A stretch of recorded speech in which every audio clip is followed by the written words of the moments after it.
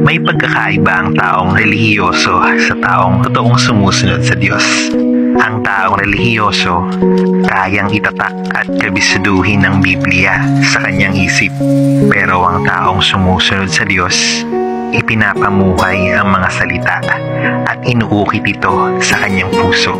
Ang taong relihiyoso, kapag nagsisimba, may hawak-hawak na krus o suot-suot sa kanyang leeg. Pero ang taong totoong sumusunod, dala-dala niya ang pangalan ng Diyos at iniingatan niya itong huwag matungisan.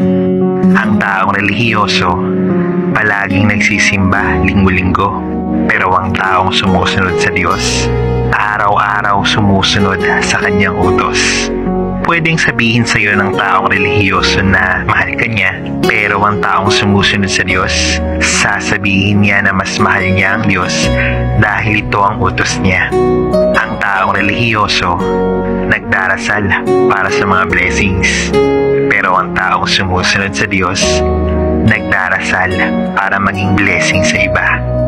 Ang taong relihiyoso, ipapanalangin ka kapag kailangan mo. Pero ang taong sumusunod sa Diyos, ipinagdarasal ka niya nang hindi mo alam. Ang taong relihiyoso, ipinapamukha na isang kasalanan na maging bakla o tomboy. Pero ang taong sumusunod sa Diyos, hindi ka huhusgahan at ipaparamdam sa iyo ang pagmamahal ng Panginoon.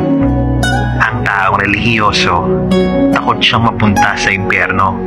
Pero ang taong sumusunod sa Diyos, takot na marami ang mapunta sa impyerno. Ang taong relihiyoso, maayos ang panlabas na anyo. Pero ang taong sumusunod sa Diyos, malinis at busilak ang nilalaman ng puso.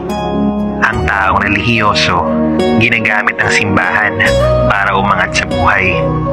Pero ang taong sumusunod sa Diyos, ginagamit ang simbahan para magligtas ng maraming kaluluwa. Sa panahon ngayon, maraming tao ang relihiyoso at iilan lang ang taong totoong sumusunod sa Diyos.